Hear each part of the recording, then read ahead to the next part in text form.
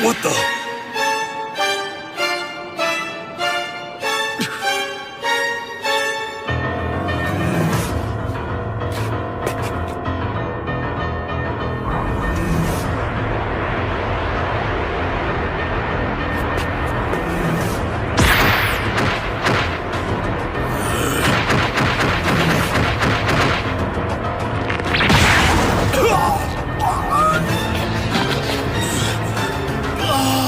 Did you see that? He didn't just dodge Jiren's attacks, he landed a huge punch on his own! Look at him. He's like a new fighter.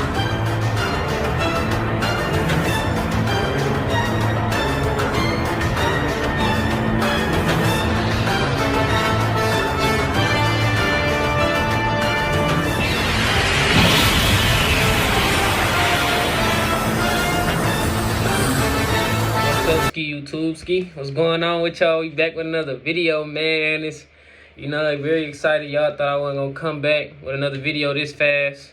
I just want to start off and say I'm starting off at Delta, you know what I'm saying, going to school. So, and I don't want nobody to think like, they just because somebody gave them some bad advice, say, oh, I know people that went to college and they ain't do nothing with their life. You not them. You unique.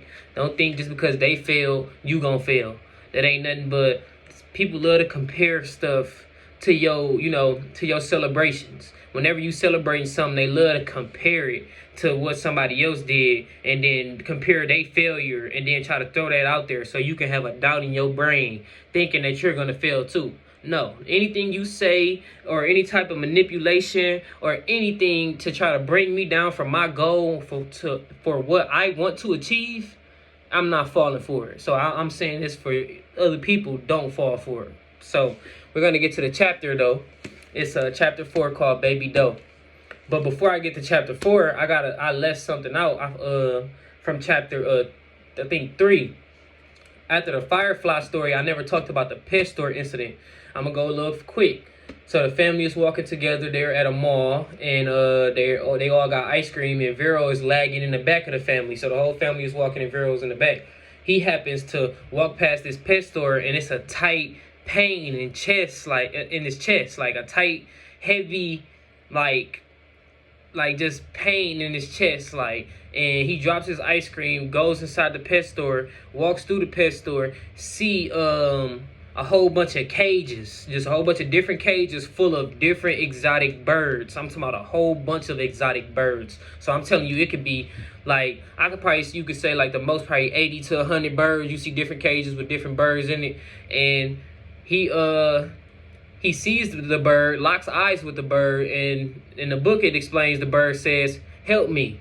And then they say Vero, thinking like the bird spoke to him, he knew what he had to do. So he opened up the unhinged the cage, and the bird flew out. And when the bird flew out, it's like before he flew, they said he bowed his head, showing gratitude, basically saying thank you, and then flew out through the doors, they automatic doors, and then he just repeated that action, kept on opening all the cages and let all the birds loose. And after they were all free, that tight, like that pain or whatever you could call it, or that tight thing in his chest, that feeling that he had was becoming lighter and lighter. They was explaining it. I'm like, wow. And then his parents had to pay a big penny because all those birds being free, that he had to pay for that, and he was banned from that store, and his face was all over the cash registers with lines saying don't let Vero in the store because of this situation. He can't even go inside the store because of that situation. So I just wanted to tell that was the other part. So now I'm at chapter 4. It's about Baby Doe.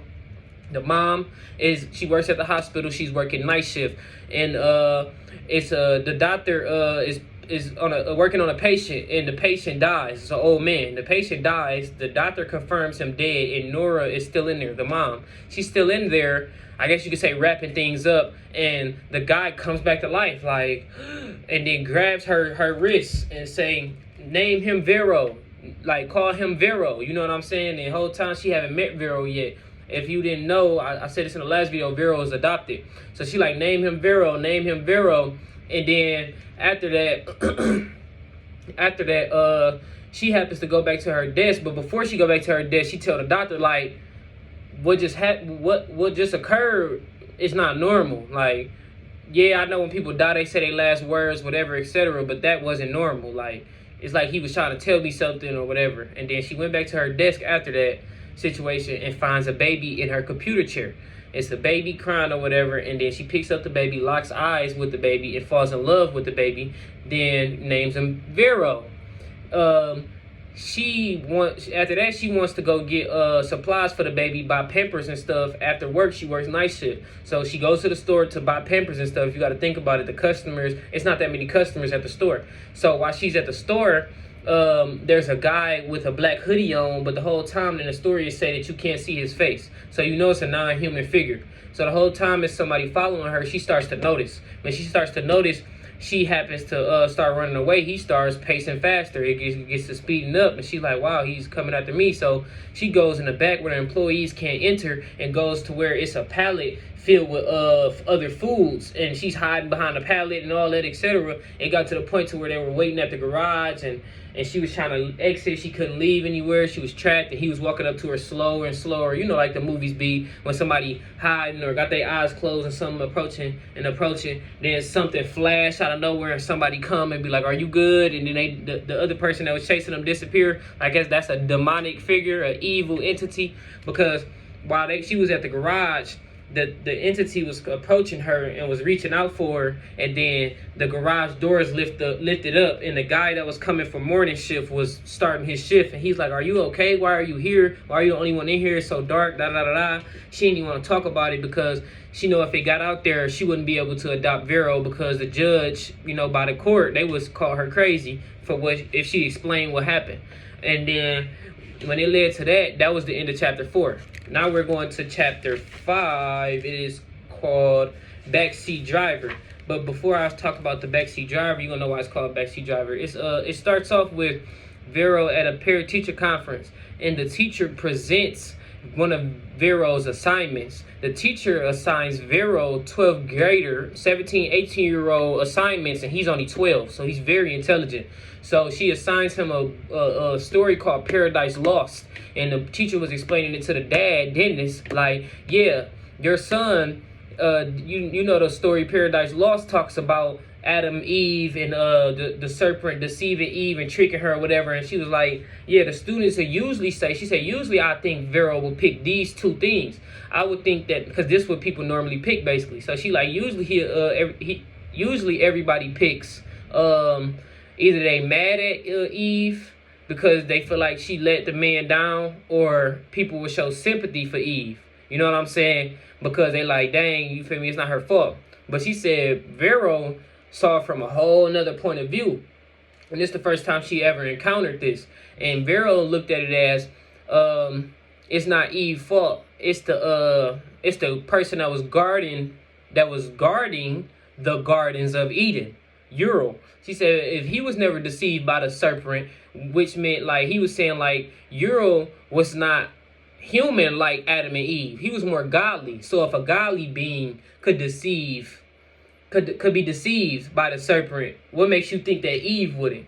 A regular human would be deceived by the serpent if a more powerful being was deceived that was supposed to protect the garden. So Vero was saying that it was his fault, and the teacher was saying like he's very smart or whatever. So the dad has pride. He just trying to brush it off. Whole time Vero like, you feel me, rolling his eyes or whatever. The mama accuses him of stealing it off the internet, gets up and say, teacher, give him an F on some weird stuff, and saying that he copied it, and he like, no, I didn't copy it. And whole time she's like, give him an F. He's like, no, I just he's like, it just came to mind, like I didn't steal it, basically.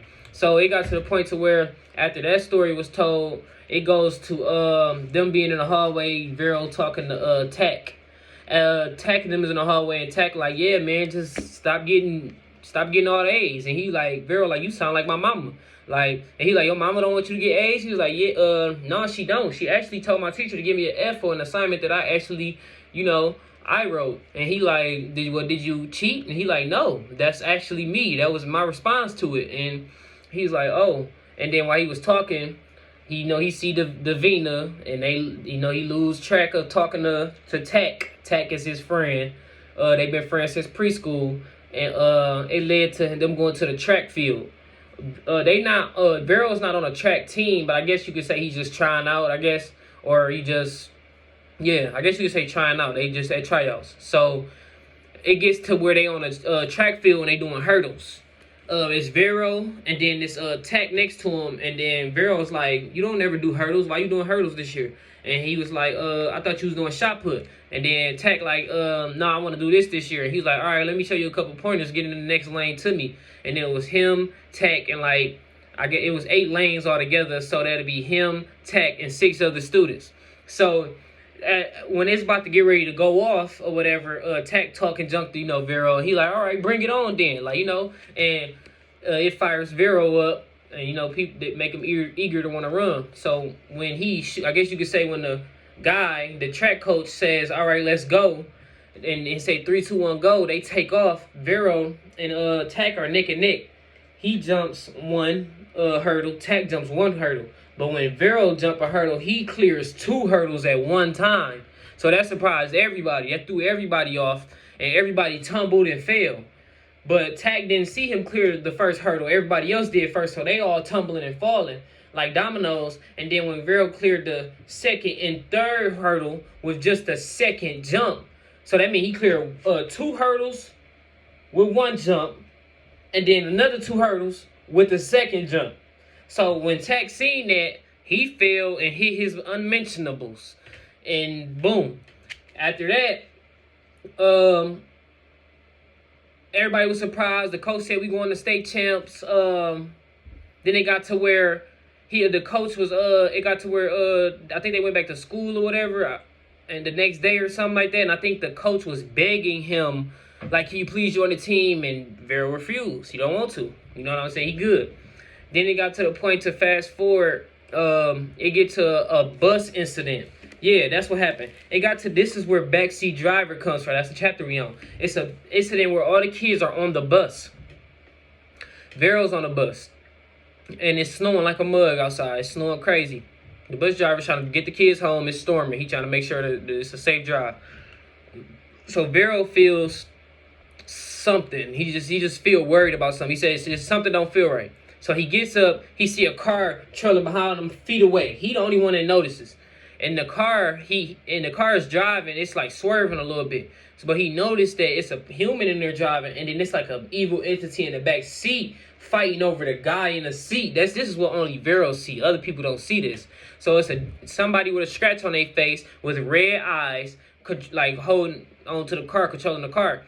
So Vero hops up, yells, and gets everybody attention and say, like, look, this car is coming at us, hot, and he about to swerve into us, and the man is like, the bus driver acting like nothing of it because he don't notice it before Vero notices it. And then it got to the point to where the car was getting closer and closer, and Vero tends to yank the steering wheel of the bus driver because he want to be arrogant and don't want to listen. And basically, so the car won't run into him. And then after he yanked it, the car seems to stop, and then I guess you could say, like, everybody on the bus got mad at Vero after that, but the whole time that car was tripping, you know what I'm saying, and swerving, like about to hit the bus, and he just was trying to save everybody.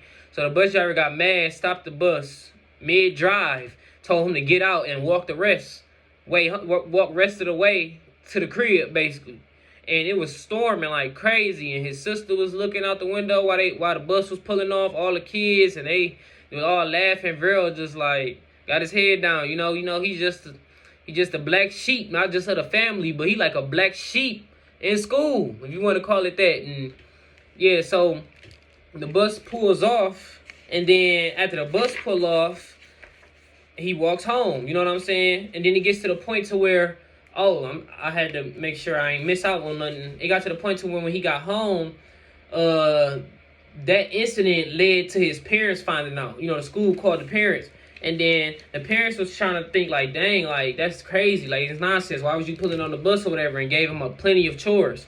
While he's doing chores, laundry, he's doing everybody laundry, everything, because he's in trouble because of what happened. The parents are having a talk and he happens to hear them while he's walking past their room, and they're talking about how they should put him in therapy, da da da da. So Vero thinking like, am I crazy? Like, so this is him questioning himself, like, am I mental? Am I crazy? Like, wow, like, do people like he like Clover, which is his sister, and Tack already think he's crazy, and people at school already think he's crazy, but he get all A's, he intelligent, he's smart as a mug, and it got to the point to where he started breaking down and crying, and he runs out to the backyard of the house, and he just breaks down and crying, and he just expressing himself, saying like, am I mental? Am I crazy? Grabbing his head, you know, just signing, just worried, just you know, just stressed at that moment. And he's laying down in the snow with no coat on, and this is actually leading into chapter 6. Sorry, because I was already talking about Backseat Driver, but this led to chapter 6. Chapter 6 is called Snow Angel. So this is him laying on his back with no coat, and he's just looking into the sky after that incident happened. And what happens is he's out there so long, he starts to feel numb. He don't even realize that he's out there so long. But when he lifts up and gets up and look at the Snow Angel, he sees that the body show an extra like set of wings, like his angel wings was also laid out, you know what I'm saying, that show like, okay, where did this come from, the wings out of your back? So it got to the point to where he was trying to hide the evidence. And he covered it up. And then what happened was a flying bird, an evil flying bird, I call it. They said every time they explained something coming, it has red eyes. It was a black raven with red eyes, and he tended to go back in the house, but that alerted him, and then he hurried up and went back in the house. But what did I miss? Oh, the only thing I probably missed, this was probably in like chapter 5 or something. After the track situation, after he cleared the hurdles, he went to go see the nurse, and the nurse seen that he had some, like, his shoulder blades were weird, but maybe that's where his angel wings were. So she said his shoulder blades were very unusual than anybody else's. So that probably where his wings were formed, angel wings. So it's just, this is a very great book. I like the book. I'm about to continue to read it, and I'm making the videos trying to make them faster so I can hurry up and finish this book. Cause I'm still on chapter 11, haven't read yet, but I'm about to start reading it. But I'm making sure that I get 4 to 6 and then 7 through 9 real quick, and then I'm about to read to 12 so I can do 9 to 12, and I'm about to just continue to read. But yeah, this is a great book. I hope people are enjoying the way that I reiterate everything and how I comprehend everything in the book and try to present it to you guys. Thank you guys. Say peace, prosperity. I still gotta find a farewell quote. I haven't even thought of one. It just come to mind. It just be a feeling. I don't be thinking of this of a catchphrase or a farewell catchphrase. But of course I got the what's up ski, YouTube ski, but I don't got a farewell yet. But peace. Matter! I don't care what happens as long as we win! Just finish him, Jiren! Use your unstoppable, inescapable, absolute power!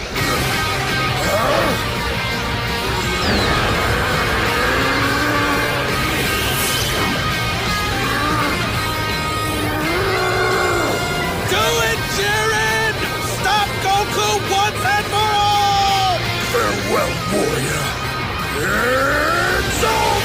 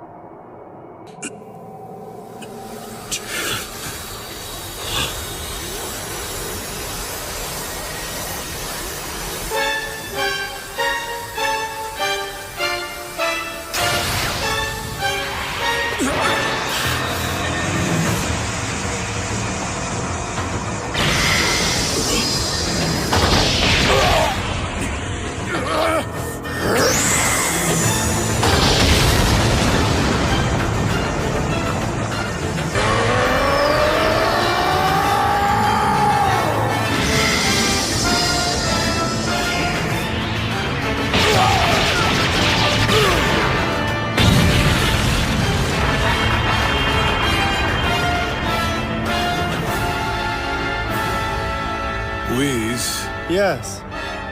Goku's done it, hasn't he? He's finally achieved it. Yes. It's astounding! This mortal really is something else. Look at that brilliant form. There can be no doubt. This is the true power, complete in all its majesty. This is Autonomous Ultra Instinct!